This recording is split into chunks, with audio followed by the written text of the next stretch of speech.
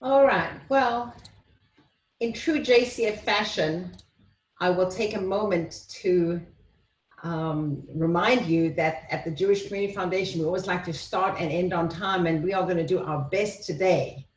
We have a ton of participants on the line, but in particular, if you roll through your screen, you will be able to see many faces.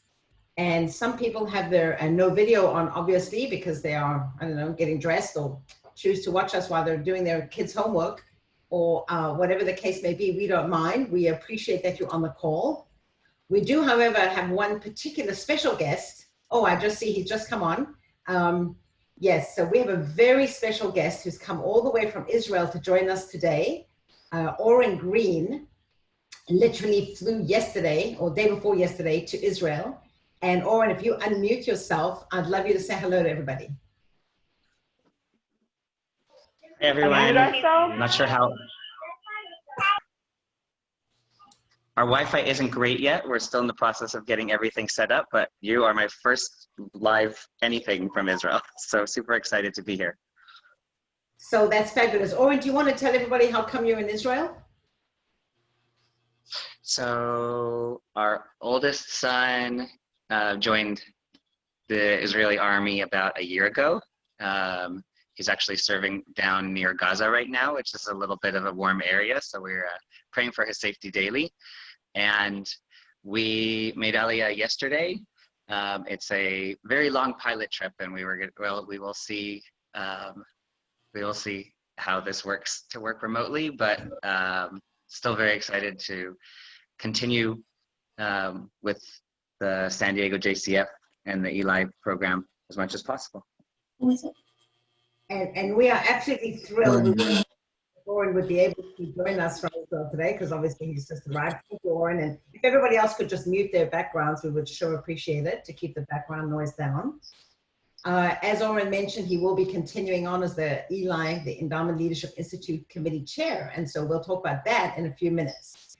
But before we move on, I hope everybody has their bagel and their coffee and their breakfast and they're settled in, because we have a busy session upon us. Before we begin, I do have one public service message, if you will, that I would appreciate sharing with all of you. All of your organizations have received an email that looks similar to this card on the screen. It's announcing our upcoming Jewish Teen Foundation program. This year, we're going to welcome our 7th cohort of JTF for the 2020-2021 school year.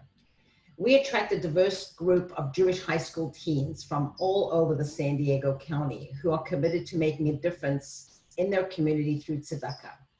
And the JTF, just so you know, the students learn how to build consensus, how to write a request for proposal for nonprofits, of course, who are seeking funding, how to conduct a grant interview, how to conduct a site visit, whether it's virtual these days or in person at some point. They learn public speaking skills and fundraising, especially. Because of COVID-19, we're creating a fully flexible program this year that meets 100% online or in person.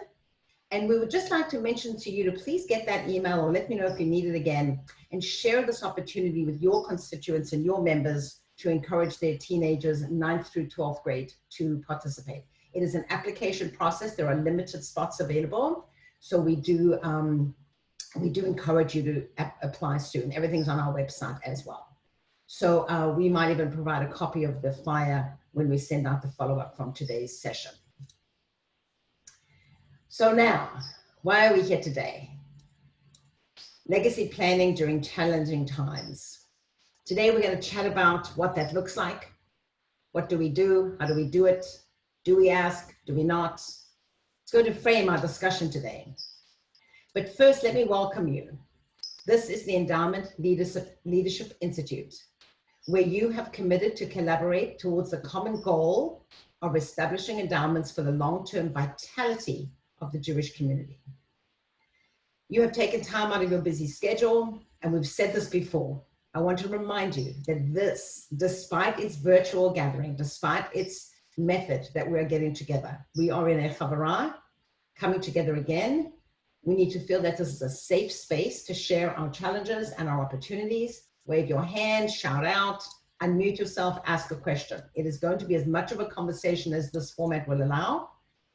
I do encourage you to contain the big questions if you have any, because there will be plenty of time, hopefully at the end, for questions. But if something's pertinent to just that comment or just this item that we're talking about, please feel free to interrupt me as if we were sitting in our beautiful Foster boardroom, which I look forward to doing so soon.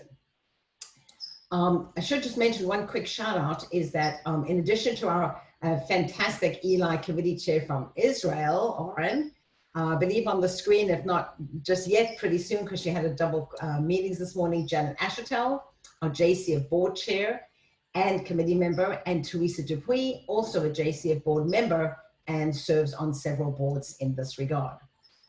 I also want to give a special shout out, and even though she's not on the call right now because she's volunteering for her local synagogue this morning in their legacy work, a special shout out to Marjorie Kaplan, as you know, the co-founder of the ELI program. I call her the wizard, who with the late Gail Littman encouraged our board to trust our community to harness the power of legacy giving and to build out our Jewish community in ways that have never been done before. I will say it's sort of both daunting to have one's teacher and mentor on a call, as well as thrilling to know that I get to continue this invigorating work and continue the JCF legacy and gift to the community. As I mentioned, Marjorie is now working with her local synagogue as she lives in the Bay Area, as you all know. But more importantly, lucky for them, she's also working as a volunteer on the Federation Legacy team. So we welcome her back into the San Diego space as a volunteer.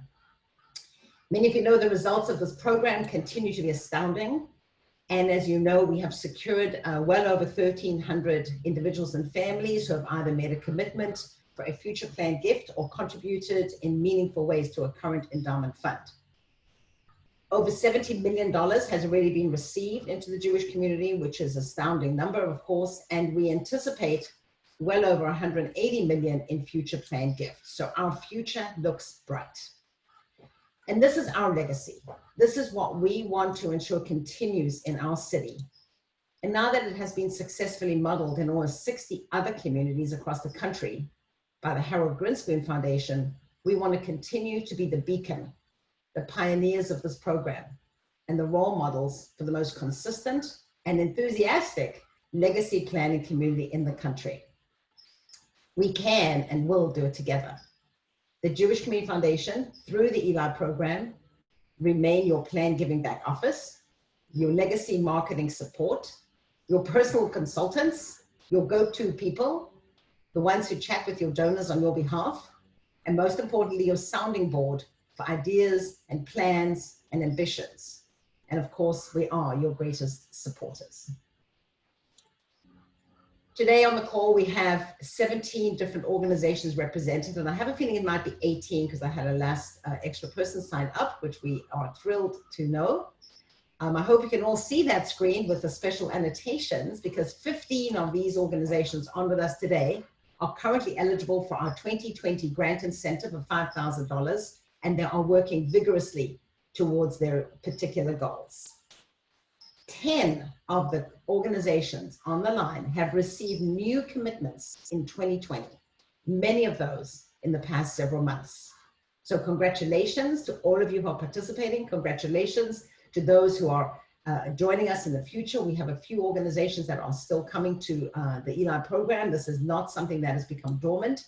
So we welcome everybody, and a real special shout out to all the, particularly the volunteers that work with these organizations and are committed in the long term to bring this program forward all the time and to make sure it stays present in our minds. So I think we should give everybody, though they're not going to be able to hear us, we should give them all a round of applause. This is how we give a round of applause. So let's give each other a round of applause for all the fantastic work, and especially to the volunteers. So since we last met, and as a result of our previous session, we launched community banners. Many of you have taken advantage of us creating a custom version for you. And it was our hope and goal that we would all use this visual language in our newsletters, our websites, social media, and communications to ensure that it was seen by the entire community. To help with that effort, we placed an ad in the Jewish Journal, and we had a banner on their virtual site, encouraging people to reach out to you, and I hope you've received some interest. We continue to support your legacy marketing efforts. Just let us know what you need. And now, many of you know Susan Knockman, who plays an integral role in our legacy planning at JCF and is responsible for being an incredible support system and preparer of documents with her keen eye and dedication to our work. Please welcome Susan. Good morning, everyone. Thanks for being here. Today I have the pleasure of introducing a new recurring segment for our ELI workshops called ELI Success Stories. And the purpose of this segment will be to encourage and energize your ELI teams in your creative Jewish legacy work by hearing your peers share stories of their success in the program. So each workshop, we will choose 2 or 3 stories to share, usually from information in the ELI quarterly reports that you've submitted. Today, we have 3 people who will share their stories briefly with you. And so it is my pleasure to introduce each one of them in turn. First will be Diane Voigt of the Lawrence Family JCC. Diane is the Development Signature Events Manager. And today she's going to share the story of a new Legacy Society member for the JCC. Diane? Hi, thank you. We had a message left about a month or so ago from somebody who had had some information or wanted some information about a legacy. And when I returned her call, it seemed that she had already decided she was going to leave money to the JCC, but she had needed some information. And we got her the information. And in chatting with her, she said that she also wanted to leave some money to JFS. And I explained our Legacy Society to her because she was not aware of it, and asked her if we could, make her a member of that, and if we could send her a community declaration. She said yes, and I let her know that she could include JFS on this declaration of intent form, so that they in turn would also know that she had been planning to leave them a amount in her will, which she did, and she's now listed in our society and also with JFS. And it was very easy to just have one form, and she could just check off anything that she needed. And aside to that, she happened to have been somebody that I worked with as one of my volunteers about 30 years ago in another organization. So it was a wonderful way to actually catch up with her too. But it was nice to be able to explain what our Legacy Society is, and she really had no idea about it. And so it was a wonderful education process as well. Thank you, Diane. We really appreciate how you handled that, because by mentioning to her the community-wide aspect of the form, which you can see on the left side of your screen now, you conveyed the partnerships and the collaboration that this ELI program represents. And you illustrated the importance of using the community-wide declaration of intent, which is nationally considered a best practice in all situations. Of course, when you submitted the declaration of intent and both the JCC and Jewish Family Service were checked off, with her permission, we were able to share that information with Jewish Family Service. So this whole, the way this whole legacy gift worked out ended up being beneficial for both of you. We're very grateful. Thank you. And next we have Meg Mandel, Development Director for Beth Israel, who's going to speak about congregants who left a generous legacy gift to the synagogue. Meg? Good morning. Hi, everybody. The couple I'm going to talk about are Sydney and Cynthia Wexler, and they joined Beth Israel in 1993. When I moved to town and joined Beth Israel in about 2006, I first met Sydney when he was teaching an adult education class, and a few years later I joined the board, and Cynthia was actually on the board. So I knew they were involved with Beth Israel, but what I didn't realize is they had a very long history of supporting the Jewish community. In fact, Cynthia was president of a congregation in California before they moved to San Diego, and Sydney was actually president of a congregation in Chicago before they ever moved to California. So they had a very long history. We were aware that they had committed to leaving a legacy to Beth Israel, but we did not know how much that legacy would be or the gift would be. And sadly, they both passed away in 2019. And in, I guess, early 2020, we received notification of their very, very generous legacy gift. So it it's lovely to see the full circle that their involvement in the Jewish community made. And they also signed the Book of Life and had just such a beautiful statement, which I think, oh, Susan's got it on the screen. And I think it just captures them and their commitment to the Jewish community. So anyways, we feel very fortunate to have them as part of have had them as part of our congregation and to have received their legacy gift. Thank you, Meg. We realized it's not often that we share information like this, the end result of all of the work that you do. So we will try to do this in the sessions. And in this case, it was particularly nice to be able to honor the Wexler's lifetime of giving in this way. They honored their lifetime of giving with their legacy gift. Meg happened to know both of them, longtime congregants. They have this beautiful statement, as she said, in the Book of Life, which, by the way, you can see on this screen a picture of the actual book, which I miss. We've been away from the office for so long, we haven't seen it for a while. And there's the link on your screen because all of the Book of Life statements are online on our website. So you can always go there and see them. And this story emphasizes the importance of letting us know on the ELI quarterly reports when a bequest is received so that we may track the gifts received for the ELI program. It demonstrates the value of reporting, so thank you, all of you who are doing that, because I'll tell you that in the first 6 months of 2020, per the ELI quarterly reports, over $250,000 in bequests were received by the participating organizations.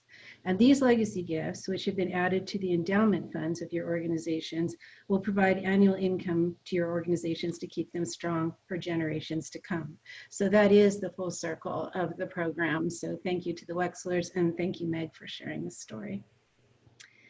And finally, we have Lisa Kalal, Director of Development for Hillel of San Diego, who's going to speak about a board member's legacy gift. Lisa?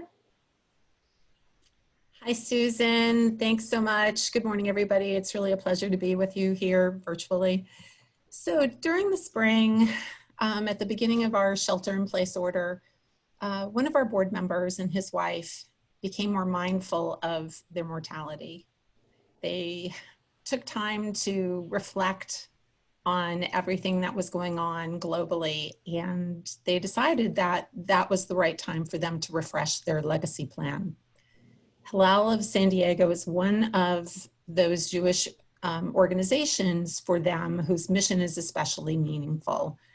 We ensure Jewish continuity by working with college students. So it's a relationship that they've had with us for, I would venture to say at least 10 years. It's impact that they have seen and come in contact with directly. But what was most telling about this success story? Well, we actually didn't know that we were previously named in their legacy plan. So with refreshing it and in partnering with Charlene, with Susan, with everyone at the Jewish Community Foundation, they were able to really firm up all of their intentions, and they found a creative vehicle by which they could easily realize their legacy plan, a life insurance policy. So following that firming up of their plan, what was fantastic was that Charlene and Susan reached out to us to let us know officially that our board member and his wife had made these provisions so that we could, warmly thank them and recognize them as members of our legacy society. And that kind of collaboration made all the difference in the world. So I want to thank you. Well, thank you, Lisa. And as we'll see on the next slide, this particular board member also chose to write a letter to his fellow board members and share what he had done. And so that is leveraging his legacy gift, which was a wonderful step that Hillel took as well. As a matter of fact, Charlene is presenting to the Hillel board tonight. And she also recently presented to the Beth Jacob board, and she's been invited to others. Please email us if you'd like to get on her busy calendar. And thank you to our 3 presenters for sharing their ELI success stories. They've leveraged JCF tools in their work with the Creative Jewish Legacy Program, and we appreciate their efforts and all of your efforts. You can reach out to these people directly through the chat function or ask questions at the end of the workshop. And if you have a special story or experience that you would like to share, please be in touch. We appreciate those of you who've included updates in the notes section of your ELI quarterly reports. And we have our eye on a couple of you for next session for ELI success stories. Thank you very much. Back to Charlene. Thank you, Susan. And thank you, everybody, for what you do. We know it's not just about the 3 people we had the privilege of time to share this morning, but we know that each and every one of you are engaged in this process. So, big deep breath of taking our heads away from everything else that we're dealing with at the moment. Woke up nice and early to get started. We've got our caffeine. We can get going. Why do we do legacy planning now? What is it about now? What is it about this time? So I'm going to share with you a little bit about what we're going to cover during our session. I have a very full content. As you know, I tend to try to stuff as much as I can in the time prevailing. If we run out of time, we'll do it again, but we'll do the best we can. So today's objectives will include, although we may not get all to all of them, as I mentioned, some of the following topics. We want to reframe the issue of legacy giving in the current environment. We want to reflect on where we are and where we have been. We're going to address the challenges and opportunities that prevail right now. We're going to reinforce the importance of legacy gift development in our community as demonstrated by recent events where organizations that had prioritized legacy development have had the strength and additional power to mobilize, respond, and move forward. What's the story that we need to use today? What is the story of legacy being told that's different? What are you and your colleagues doing? We'll try to have some time for chatter during the course of the program.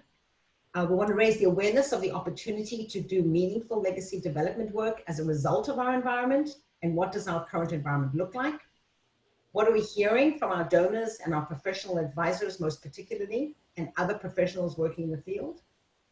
What is considered currently best practice? That's changed too. And of course, we'll acknowledge the challenge of doing donor engagement work during this time. We'll explore the challenges and ways to overcome the barriers of not being able to get together in person. Boy, we've tried this morning to try to make it as personal as possible. We know that there are reduced financial resources, there's fear, and there's uncertainty. What we also know is that one of the most common sayings in planned giving is that it's often around a life event, a new mortgage, the birth of a grandchild, retirement, selling a business, or even the loss of a loved one, when people start to begin having these reflective times. Patrick Schmidt, who's the co-CEO of Free Will, a company that provides free online estate planning tools, shares this. He says, what we're really seeing now is that the entire country is going through a life event simultaneously. That is how we're going to consider the present. We're all going through a life event simultaneously. He also shared that people who created or updated their wills in March of this year in 2020 committed nearly $100 million in new planned gifts. The last week of March saw a 600% increase in bequest commitments compared to the same period in 2019. April dipped a bit when people already had their plans done, and that number was up 150%, and then in May around 40%. With that said, we must consider the present. Excuse me, I'm going to go back 1 second. Okay, I don't want you to get to that slide yet. We must consider the present. We have to think about where we are right now. It would be unpleasant of us to not consider the coronavirus is happening with the backdrop of massive demographic and economic shift. I believe, and experts say, that we would be smart to approach the topic of planned giving sensitively, but it is a mistake to ignore it during the pandemic. The interest in legacy giving is skyrocketing. We know that. We know it from many avenues, including our own donors and our own professional advisors who are reaching out to us. And we have seen and read about organizations that have nominal commitments in planned gift prior to the pandemic, who now have dozens. This is not as much in San Diego on our Jewish organizations because we haven't had the opportunity to really reach out and do it. But if you read any of the trades, as I call them, the rag trades of our business, all over the country, this is a phenomenon that is growing. However, prior to this, they were worried about communicating. They were worried about offending people. They were worried about appearing to be tone deaf, but they pressed ahead with caution. And this is what I want to make sure we talk about today. SAD need to work hard to ensure that messaging isn't fatalistic or morbid, but still transparent. Communications should at least acknowledge the existence of the pandemic and economic disruption. But if we ignore what is on everyone's minds, donors will think we're out of touch with reality. This is the tone with which we're going to have our discussions today. We're going to be enthusiastically and courageously facing the future. And we're going to remain steadfast in our intention to build a better Jewish community and a better Jewish future. Now, to help us set the stage, recently, I'm sure you've heard of or read about in the Jewish press, locally and around the world, about a national movement dedicated to promoting more conversation like these at Jewish tables across America. Not just in families of wealth or means, but among everyone who cares about the future of the Jewish people. The Jewish Future Pledge, co-founded by Mike Levin and Amy Holtz, calls on Jews to commit half or more of their charitable giving in their estate plan to support the Jewish people and or Israel. Making the pledge is designed to spark critical dialogue within families and communities, allowing those with more years under their belt to pass on our wisdom, values, and life lessons to our children, grandchildren, and others in our network. I hope this video inspires you the way it did for me. I'm going to play it for you, and I hope that the technical challenges will all resolve themselves and you will enjoy this video.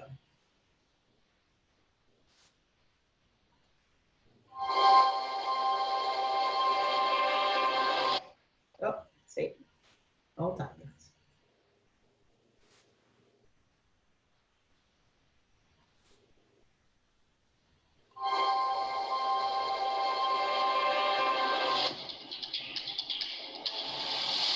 We are the heirs of the most influential people the world has ever known. Moshe Rabbeinu, the greatest lawgiver in the history of humankind, the descendants of David HaMelech, the greatest religious poet in all of history. The world's first social critics, the first people to speak truth to power. Jews innovate in every single generation, and every one of them maintained that essential Jewish idea that you change the world not by the idea of power, but by the power of ideas. And that's what Judaism is, that remarkable algorithm that turns Jews into the most resilient, creative, transformative, fate-defying people the world has ever known. Our Jewish story of survival and success is a miracle, and none of it happened by coincidence. If we don't think about the Jewish future now, who will? More and more young people are walking away from Judaism. Jewish organizations are struggling to raise funds and attract the next generation of donors. We must continue to strengthen the bond between Israel and North America. The good news is that there is something we can do. We have an historic opportunity to write the next chapter of the Jewish story. Over the next 25 years, an estimated $68 trillion will transfer to the next generation in North America. 6.3 trillion will be allocated to charity. We believe about 20% of that money will be given by Jewish donors. This means that over 1 trillion will be directed to charity by Jewish donors. But what charities will get this money? We must ensure that a significant percentage of these resources are committed to the Jewish future. That's the Jewish Future Pledge. It calls on all Jews to pledge that 50% or more of the charitable giving in their estate will support the Jewish people or the state of Israel. That's more than $600 billion. Signing this pledge sends a powerful message to your family, your friends, and future generations about the importance of sustaining the Jewish people. Tell them why the Jewish future matters to you. Sharing your story is the greatest gift you can give. Each of us must do our part. Together, we must secure the Jewish future. We signed the resolution, and I signed the Jewish future.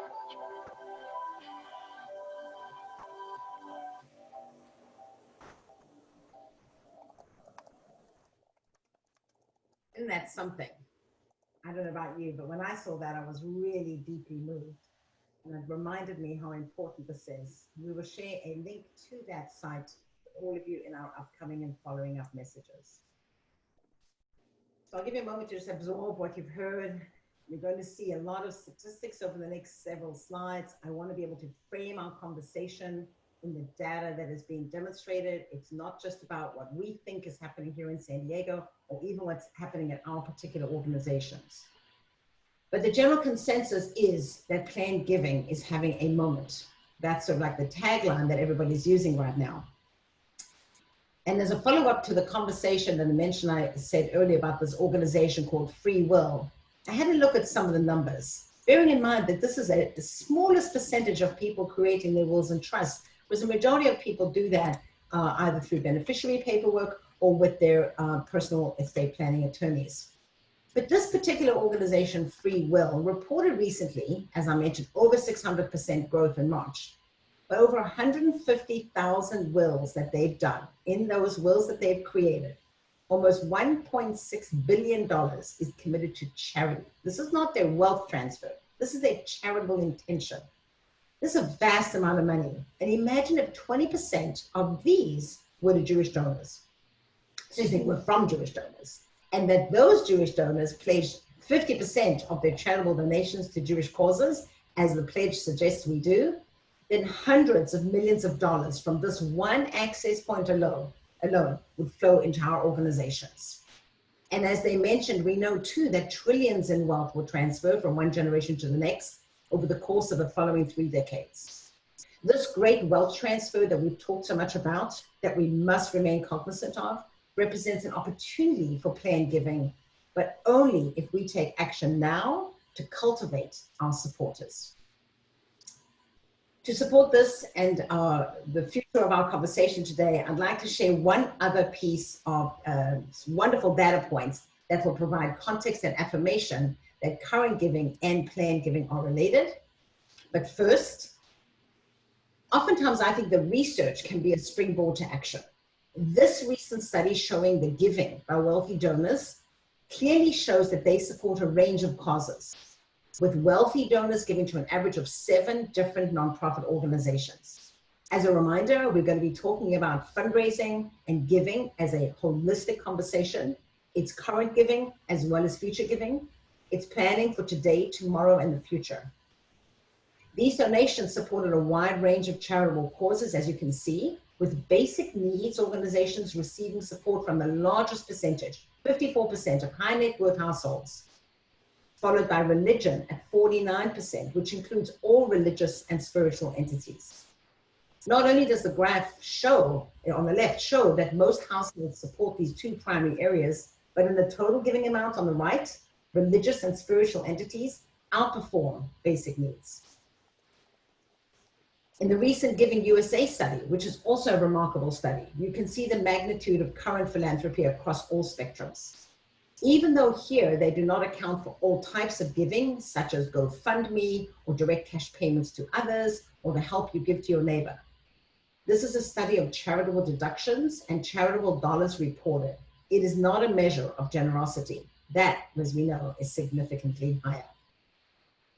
What struck me is the volume and value supporting religion.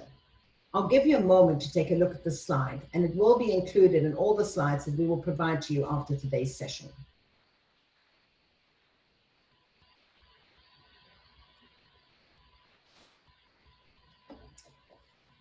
Well, I always say, don't take my word for it. Many of you have heard that I've talked about a wonderful man that I've met previously, and about all the research that demonstrates that legacy planning and giving improves current giving. I'm going to share an interview with you held recently with the co-CEO of Free Will and Russell James. Russell James has revolutionized the way nonprofits approach marketing planned gifts.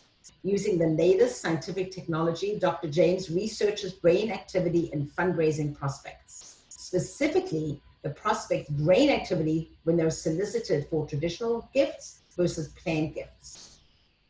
Now, when you listen to this video that I'm going to share with you, I just want you to be warned that they, in their session, were having some technical difficulties. I don't want you to think it's us or your program, but I do know that you can get enough out of it, even with those moments of silence as they were speaking, you'll hear it. Now, I've heard Russell a few times in person, and it's one of the most delightful, he's one of the most delightful people to listen to. He works at Texas University, as you can see, as Texas Tech University, and I'd like you to listen to him in his own words. That's really smart. And then one thing that we've seen, and I think out of your research, that a lot of development directors don't know about is the impact of planned giving on subsequent years' annual giving or immediate giving. I think right now people might be worried, am I cannibalizing other giving by asking for a planned gift? What's your opinion on that? Yeah, absolutely. And in fact, I've got some new results coming out on that. They'll be published as part of a law review from the UC Davis Law Review later this year that shows even stronger this idea that once a person includes a charitable gift in a will, their subsequent charitable giving goes up substantially, about 75% on average. Immediately, but we're talking goes up over year after year after year for a long period of time. Now, some of the new results are showing not only that we get this same result, but we did a little bit more of a deep dive, and we found that that is a result that is consistent across a lot of different people. This is not just something driven by one or two people making really large gifts that changes the averages. This is a consistent sort of behavioral response that follows putting a gift in a will. So for example, a person's probability that they might donate more than $1,000, that goes up. The average amount given goes up. Just across the board, all the measurements that we see go up. Now the reality is that there are reasons why this makes sense. When a person decides to treat your organization like a family member, and that's what it is when they put your organization in their will. It makes sense that they're going to express that new level of commitment in a lot of different ways. And one of those ways that they'll express that commitment is through increased current giving. And we see that. And by the way, for any sort of technical wonky people in there, some of the new results we've got, we actually control for changes in wealth. And so it's not other factors that are driving this result where people give more after they include charity in a will. So watch for that, hoping that should be out in the next few months. That's really smart. So again, blows my mind when I hear stuff like that, because it's what we've been talking about for many years now. Russell has another video that talks about how to secure large gifts from your donors. I'm going to be sharing several links with you to listen to some of his interviews. He's very elusive. It's hard to get interviews with him these days. So the fact that we have access to a couple of them is a real treat. And if you can, schedule some time to watch them yourselves, and then do as I did and select certain interview questions that might relate best to you and your organizations, and consider playing segments of them at a board meeting. Consider playing segments of them at a finance committee meeting or at your fundraising committee meeting. Anytime, maybe for your staff, help them all understand that this is a collective movement. This is not only about one professional and two volunteers who are conscientiously driving this mission. This is about all of us getting on board with the program of the notion that legacy planning and current fundraising are directly related. They have a wonderful inverted relationship in that people who leave a legacy gift, as many of you might have heard he said, when a donor treats your organization like a member of the family, they are very likely to include you in the legacy plan and to increase their current giving. And there's lots of data to suggest why that is the case. So how do we, where do we, what do we do to restart? And it's not to stop because we're all in it. We are restarting. What we want to know for sure is that we need information, not solicitation. I always say to people that if you feel you're having trouble asking, you're not telling the right story. So let's talk about what we have to do first to get there. The most important thing I want to remind each of you about is the need for a case statement. When the ELI program first began, each organization was required to submit a case statement about their organization. Why did somebody want to support them? Now, what is a case statement? Why do you need one? Well, it's probably easier to define what a case statement is not. It is not an annual report, a grant proposal, list of organizations' financial needs, or the history of your nonprofit. A case statement is a document that provides the rationale and the justification of a fundraising effort. It allows all fundraisers to present their case in a similar vein, and everyone has the same objectives for the organization. It's the why, not the how, of your work. We will share a document on what should be considered when preparing a case statement and how to make it effective and collaborative. But remember, it's the why. Why should somebody contribute? Why do you belong? Why do you work there? Why do you volunteer? But most importantly, why is this organization in existence? And how is that going to resonate with the reader or the person that's listening to you? The second thing we want to make sure we do, and particularly now, this is one of our opportunities amidst a great challenge. We want to connect and we want to check in. People are feeling isolated. The telephone is becoming an important tool. Calls are just being made to check in with people that are turning into deep and meaningful conversations that have led to intimate discussions and changed the very nature of the relationship. I've noticed that more people are Zooming in, more people are signing up for our sessions. We're getting to connect with more people. If they might not attend usual services or come to your programs or attend your events, they may in fact join in on Zoom, and they most definitely will welcome a phone call to check in. How are you doing? How are you feeling? What can we do to help your organization, your family?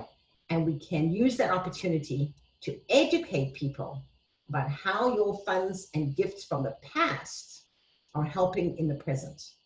It's an important conversation for people to understand that it's not all about current fundraising. It would be super interesting for them to note that monies received in the past, bequests particularly that have been received in the past, how is that making a difference today in your organizations?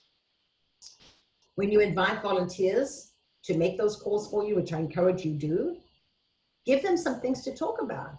Not just about asking, but from younger people even who are doing something in the community, tell the story. Many people are happy to hear from them because it starts with this dialogue and this relationship. Many younger people, and not even younger people, lots of people are volunteering. They're running errands. They're doing things for the synagogue or the institutions or the J. They're delivering food, collecting food. Tell those stories about how your constituents are getting involved when you call and check in on other people. Make sure that they have what they need to feel connected to your organization. And with this current climate, of course, we have to change our approach. That doesn't mean we go radio silent. That means we wake up and look at things differently. You know, I say that we don't have meetings in person. We have meetings in Zoom. So I often say to people, do you want to have a meeting in Zoom? Because it's no longer in person, it's in Zoom. And Zoom can be personal. I know today might not feel that way. We're a big group. But I hope you're getting the feeling that you are with me. You're sitting right here with me at my desk. And we could be all as a group in Foster. But we have to find ways to make Zoom meaningful. I also know that brick and mortar locations are being converted to people in the internet. We don't have brick and mortar locations that can bring in our groups of people, but we do have the people and we have the internet. How are we going to bring those two together? Many of you have mailed gifts, little gifts, small things, large things, but mostly small things. Donors never like us to spend a ton of money on gifts. But now I see many of you are doing drop-offs. You're stopping at somebody's home. You're leaving it at their front door. You're advising them in advance that somebody will stop by and drop off something so they don't get a surprise by their doorbell ringing and disappointed that it's not the Amazon truck. But I encourage you to think about different ways to connect with these individuals. You don't need big gestures. You don't need a once a year giant gift for a legacy donor or a big donor or any member of your organization. You need lots of small gestures. We don't have 2.5, 3 hour sessions anymore. We have small sessions. We get together in educational moments for 45 minutes or an hour. I encourage you to use this opportunity and change your approach to working with professional advisors. Ask them to present to your organization with different content. Use them to familiarize donors with current laws and guidelines. Boy, we've had the Secure Act, the CARES Act, the change in taxes, low interest, historically low interest rates, and all of these changes in charitable giving options are currently happening. And it's a wonderful opportunity to bring this curated information to your donors and to your individuals.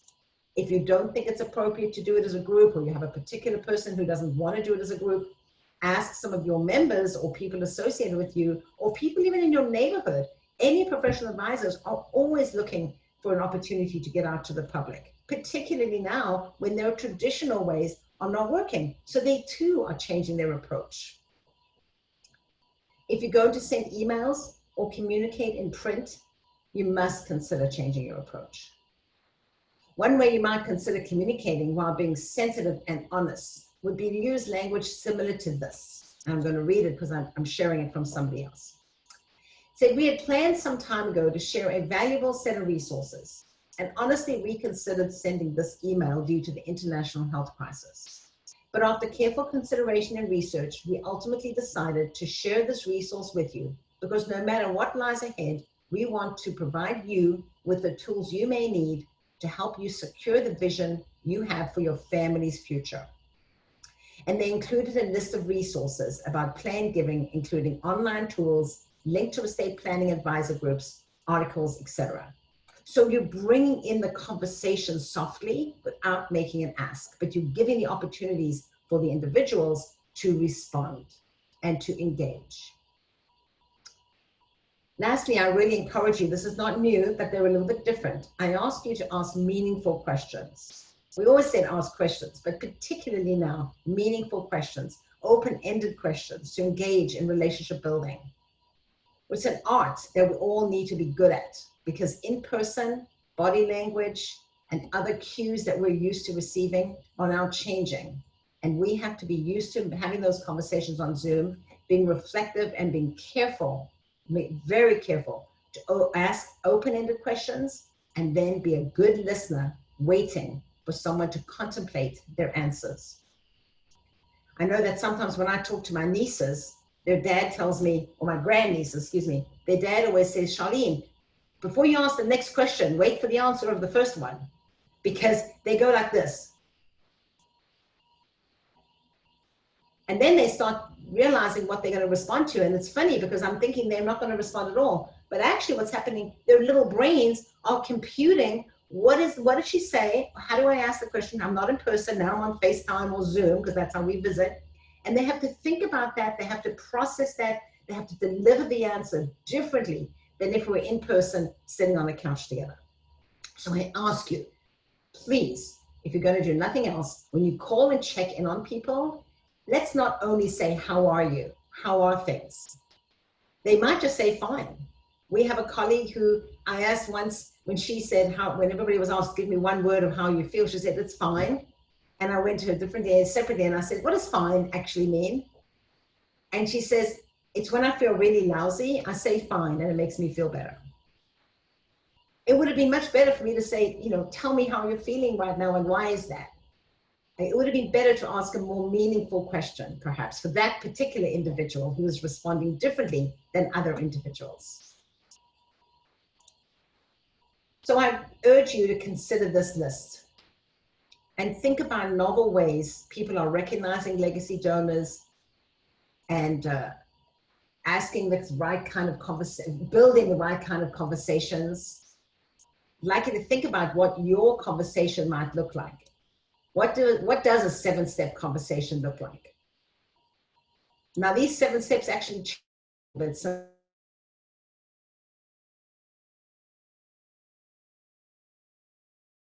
as you saw in the banners that we talked about earlier, reflection is one of our most important virtues that we can use as we enter forward.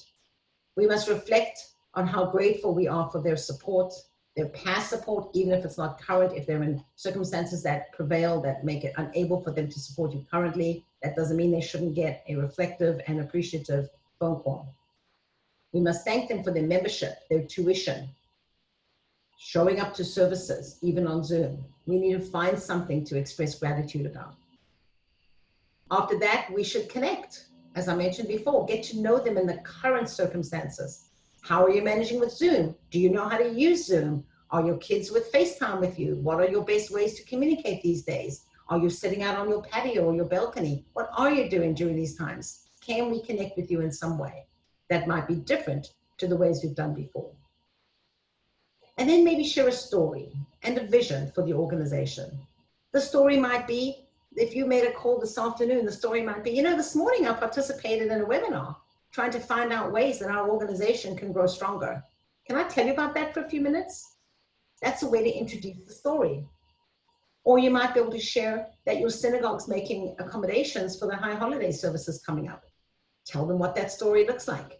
Share with them some reflection and vision for the organization. That sharing will encourage the other person to share it too. And then of course, ask. Not ask for a donation or ask for a solicitation. Remember, we're giving information, not solicitation. How can we support you? How can we help you? What is it about our organization that connects to you? What can we do for you? Because if we can do a lot for others, they in turn will do for us naturally. We want to have a l'chaim. You might make an appointment with somebody and say, I'm going to meet you at 9 a.m. and I'd like you to bring a cup of coffee and whatever you're having for breakfast, and we're going to toast your relationship with our synagogue, with our institution, with our school over coffee. That could be one.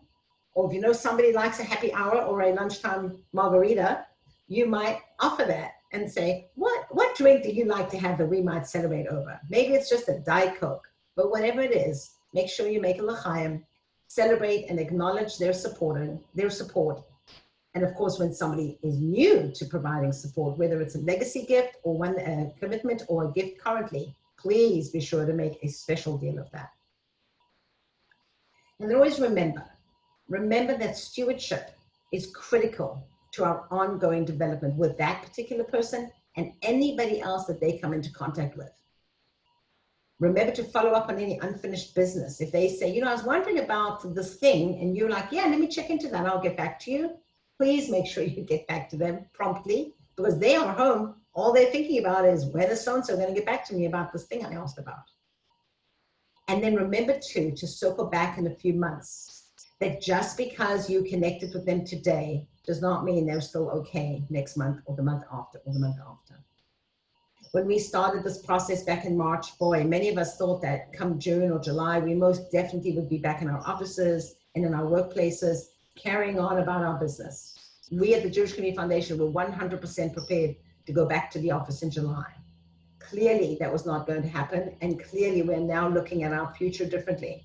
We're reflecting on how can we connect with our constituents. We're reflecting on how can we connect with our organizations, people like you. What can we do to continue to keep these bridges that we have built so strong? There are also some really interesting ways that people have pivoted and used new ways for donor recognition. I'm going to share a few of them, and again, you will see these listed when you receive your notes. But one of the things I thought was very cool, I was going to do it today, but I didn't want to be distracting. There's one organization that has made a slide that goes at the beginning of the, that has made a background slide, and they've shown individuals how to use it. So if you look at Jody Graver, who's on the call today, if you find her on your screen, you will notice that she has a background that has the Federation logo in it.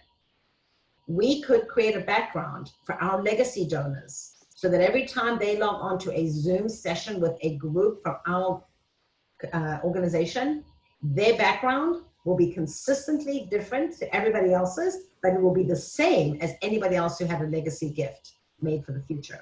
It's kind of like wearing a legacy label when you come to an event. Think of ways to do that. Show them how to change the naming on their slide. The way I have mine says Charlene Wallach, JCF. Show them how to change that to say Charlene Wallach, Legacy Society member. Use Zoom to your advantage. Use a slide at the beginning of your Zoom sessions, similar to what I did with the bagel breakfast. Make sure that you acknowledge your legacy donors. Make sure you use that as your donor wall. You don't have the access point to your physical facilities to use donor walls. So this virtual recognition is just as important as the board that is at your synagogue or in your institution or at your school. You can use the legacy banner that we provided to you. Put it in on every single show and every single Zoom that you do. Just make it part of your routine. Build it into the culture of what you do. And if you're having people register for your Zoom sessions, have you considered adding a question to that registration that says, are you interested in learning about legacy gifts? How can we talk with you about honoring your lifetime of giving? What is it about our institution that you love? Put one question on a registration form, and every time they sign up, they will see a different question that brings to you data, information, and connection to individuals with whom you can connect. You can follow up the next day and say, you know, I noticed that you said the thing you love about our synagogue is that, you know, it's shady when I come to my, my new services now because I'm outside. That doesn't mean you shouldn't call them up and say, you notice, I realize you talked about the shade at the synagogue. You know, why do you think that's important? Or how can we make that different as more people start to show up? Maybe people love watching the children participate and they miss that now on your Monday's Moedin or the Friday Shabbat services. Find ways to bring that to them virtually. I actually think it's super interesting to see donors who can make their own homemade videos, their little selfie video about your organization. You can give them language of, I support this organization because, and they finish the sentence, and you can create a little montage of those, and it's not expensive and it can be done simply. And you can throw that video onto your Zoom calls, you can put it onto Facebook if they so agree. And you can even, if somebody's at your institution, and this has become very effective today, you can actually go live in our Zoom session, just as if I would today, with a camera and with a phone, to my institution and show them, even an empty building, show them the brick and mortar to which they became so connected, that it is strong and vibrant and clean and picked up and has had changes made to ensure 6-foot distancing, or it's got plastic dividers between your desks ready for your staff when they come back to work or school. I suggest you do that because more and more people are doing what we call virtual site visits. That is a virtual site visit. And then, of course, the normal of doing donor stories in your weekly or monthly communications. Do what you've always done. Do what you've always done, but add the virtual element to it. I'm going to continue now. I was going to stop and allow open discussion right now, but I'd like to wait just a few minutes and get through 1 or 2 more slides, and then be prepared. I'm going to be opening up for discussion, and I encourage you to think about ways that you have done things differently during this time that you might be able to share with others who are with us today. But we have to think about what happens next. After the chaos settles and the vaccine is here, God willing, schools reopen, services return, then what? There's a wonderful article by Dr. Bruce Powell in the E-Jewish Philanthropy when his statement said, endowments are a moral imperative. He shares rather bluntly that the current stark reality in our Jewish community is the stark reality that is facing many of our organizations today, that these organizations that have done careful financial projections and planning, and therefore have the wherewithal to ride out the current COVID storm. And then there are those who have not, and may well find themselves in the dustbin of Jewish organizational history. Us South Africans all know what a dustbin is, a rubbish can. The biggest difference, he says, comes down to a single word: endowments. The corona pandemic has ripped the thin financial veneer from Jewish groups all over America and across the globe and revealed who is ready, who was living too often from one's dues or tuition payments from one to the next, and who was not ready. Who was ready knowing that they were building the endowment and didn't give up. Schools, shuls, and organizations that have subsisted from one donation to the next are now struggling with an existential crisis. Those that have developed endowments and cash reserves, and those with visionary boards, professional expertise, and the ability to rethink and pivot will keep themselves afloat in the present maelstrom and will continue to provide these vital services to the Jewish community and the nation. Believe me, I doubt that the great universities of our nation, even of which many hold billions of dollars in endowment funds, are worried about their continued existence or their ability to continue educating our students. I'm terribly concerned that if we don't have the vision and we don't stick with that vision and stay thinking about the next many, many generations, building endowments, creating solid financial foundations, and being very aware of our good governance, I worry that this existential crisis will really affect more of us than we would like to think about.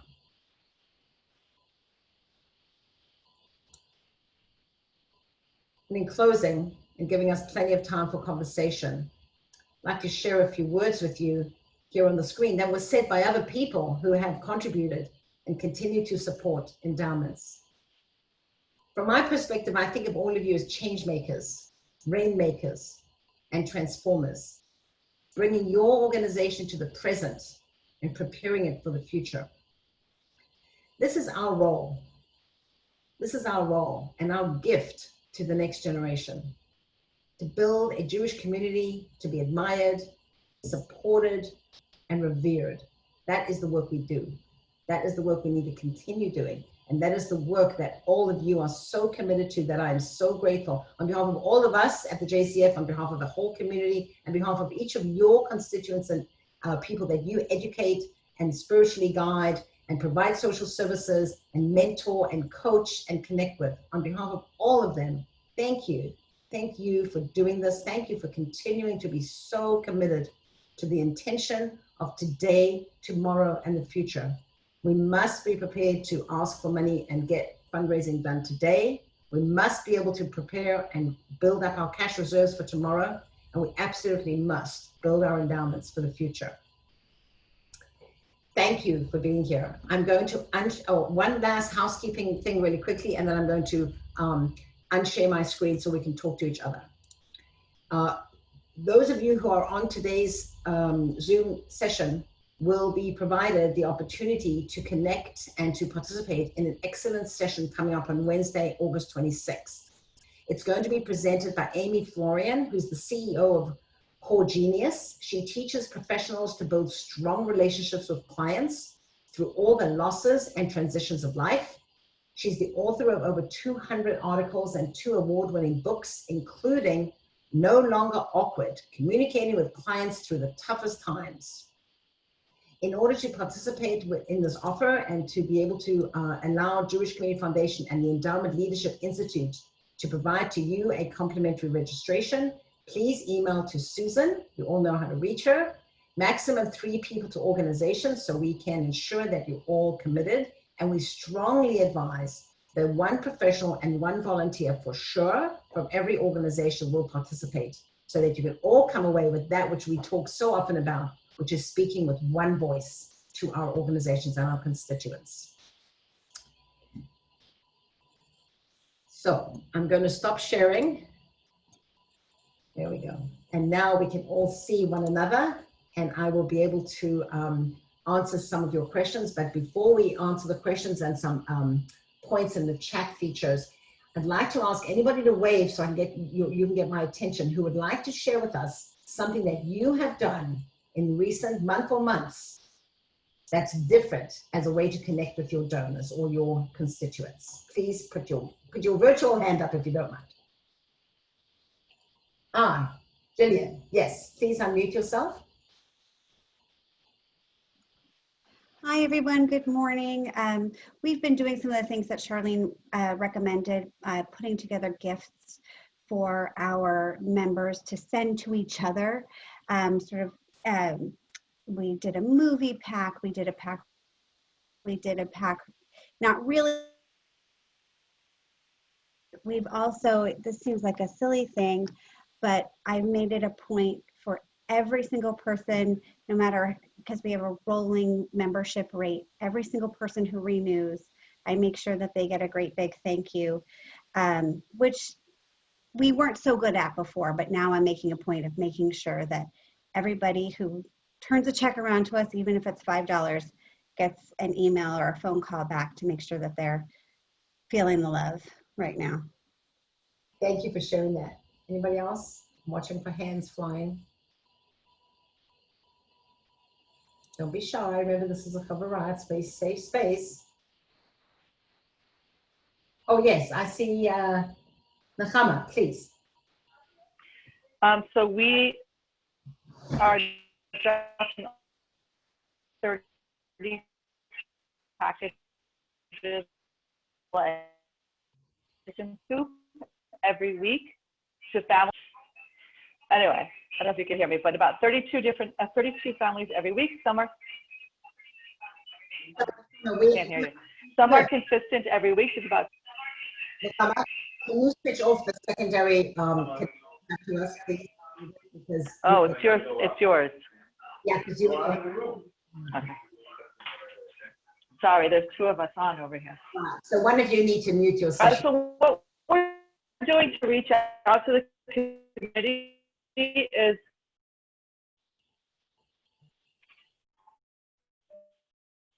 do you hear me now? I'm sorry, we don't hear you well, Nechama. Maybe you could just drop a little note into the chat box so that we can see that together. I'm so sorry, but perhaps we'll still hear from you in the chat box. Does anybody else have any immediate stories that they'd like to share about ways that they're engaging with their donors in current times? Well, maybe what you, oh yes, Rochelle, please. I can share a quick story. Last fall, we've been looking for ways for our legacy donors to be engaged in the work that we're doing with our students at San Diego Jewish Academy. And so our committee made up of Karen Viterbi, Teresa Dupuy, Rob Fink, and Bev Pomensky. We sent out a beautiful note with a Havdalah kit to all of our legacy donors, knowing that we were going to do a community-wide Havdalah program with our SDJA families and students. And it was such a beautiful program. We did have about half a dozen of our legacy donors log on and be a part of this community event that they virtually, which they never would have been a part of. And it's an opportunity for them to be involved, see what our programming looks like, seeing our students from the age of 4 to the age of 18 participating in a community Havdalah program.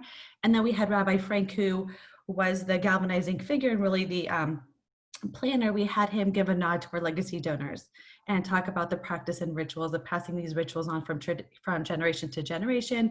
And it was a beautiful ceremony. Thank you for sharing. And I think the key there is you were already doing the programming, right? We don't need you to create something completely new just for this audience, although you're welcome to, but it's not always necessary. It's a touch point. Like, how do you continue to create touch points throughout the year, particularly in the Zoom and virtual environment?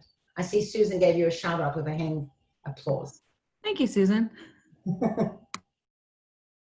All right, so now I'm going to open up to general questions. If anybody has anything that they heard about today, I'd like you to know that I'm always available, of course, at any time to visit with each of you individually. Of course, the time is only a certain amount that's available, but I really, really encourage you to think about creating an opportunity and a climate at your board meetings. Talk to your chair of your board, talk to your executive directors, talk to the people who are working directly with the, all your board members, all your directors, and ensure that they are well versed in what you're doing to create an opportunity for the endowments for your future. If I can be helpful and come to that board meeting and share with your board members a little more of a, I don't want to say a nudge, but maybe an encouragement for them to set the tone and become your legacy donors, of course, that is also my role. So were there any other general questions for me or for any of your 3 presenters at the beginning who shared their wonderful success stories? You're welcome to put up your hand or just open up your mic and start speaking. Charlene, it's Janet Ashatel. And as I was reflecting on the 7 steps, I thought it brought to mind the idea that in these unusual times, humor is so important. And whether it's reflecting on a story that, you know, something at the staff level maybe that just was funny and sharing that. At my business, I sent out Corona survival cups to everybody. And it was the funny side of it that really touched people. So I would just recommend that if in any way you can add humor to your either your stories or reflections or whatever, go ahead and do that. I think that's an excellent idea, because I think people also relate to this notion. I know we also tease about it, you know, we wonder if people are wearing trousers, you know, or pants or skirts during the time of a Zoom call, because we never quite know. We know they have a shirt and collar, and then we have no idea what else is going on. And I'll tell you a quick personal reflection recently is that I was wearing a skirt, and those of you who see me often know that it's not often that I wear a skirt unless I'm, you know, going someplace that a skirt is more appropriate. And I got up to go get something from another room, and one of my colleagues said, "Wait, are you wearing a skirt?" And they were mortified that they saw me at home and everybody's supposed to be in sweatpants and shorts, that I was actually wearing a skirt. But it sort of changed the dynamic of the phone call. So I appreciate, Janet, what you're saying. I think people want to relate without feeling a lot of stress and pressure. I went on another general Zoom call, not something in the community, and everybody had to put their feet up and show what shoes, if any, they were wearing. And it was really a lot of fun to see somebody, you know, sandals and slippers and so forth. Take your shoe off. There we go. Oh, that is, oh, yes. Oh, well, Bob has his best socks on. That's right, Bob. We always know you for your, that's when you say you open up your mouth to put your foot in it, right? Those are the yellow submarine socks. All right. I appreciate that very much. Nice. I just wanted to make a comment too that I saw a cartoon where a heron was swallowing a frog. But the frog had his hands around the neck of the heron. And the caption was, "Never give up." And I wanted to apply that to this organization because 4 years ago, Tom Lincoln and I had a meeting at Temple Emmanuel. I noticed that among the list that started this, that Temple Emmanuel wasn't included as a recent member, but we have had an endowment from our temple. But 4 years it took to get through it, to get the board through it, to get the executive committee and the finance committee. And now we just instituted our second foundation endowment from Temple Emmanuel for the Torah School and campership. It is a long-term thing to get started, but also a long-term thing when it is. Thanks, Bob. Thanks for I'm sharing. finished. Thank you. A little interruption the internet was, but you are a real of this program. Thank you for that. All right, well, if there aren't any other further questions, I'll just remind you that this session was recorded. It will be provided and available for those of you who would like to fast forward to some of the slides or maybe not look at it at all or share it with some of your colleagues. I welcome you to do so. I will also share with you the links that we shared today, the videos that we shared today. Somebody's asking me for a copy of the article from Bruce Powell. I'm more than happy to do that as well. I will share with you about a case statement, the Jewish Teen Foundation, and a host of other information. And we know, and I appreciate your patience, we know that sometimes we send you emails that has a lot of content. We also know that by sending you a few things in one email, we resist the need to send you an email every day. So when you see an email that starts in the subject line with ELI, the Endowment Leadership Institute, know that that is your place to go. Resources, information, support, encouragement, motivation. We love you and we so appreciate everything that you're doing. I will remain on the call for those who wish to remain as well. But as always, we promise to finish early or on time. And so without any specific endings, and thanks to everybody who makes this possible, I really encourage you to remain on and chat, unmute yourselves if you choose. And then I'll see you at our next session. Oh, and I should bring to your attention as well, there are fantastic sessions. Sorry, I have it here as a note. I'm going to give you the details. There are fantastic sessions being created and offered right now at the Leash Foundation. They called Fundraising Fridays for those of you who may or may not know. Coming up, the next one is featuring 3 nonprofit CEOs and their board chairs discussing how they have led during this time. We've got Jewish Family Service, the Boys and Girls Club of Oceanside, and the organization called Just in Time. And you can find that on the Leash Tag website, and we will put that as a link for you as well. So thank you all very much. Those who need to go, thank you. You're welcome to log off. Those who would like to linger and stay, I welcome you to do so. Bye-bye. Thank you. Bye, everyone. Thank you.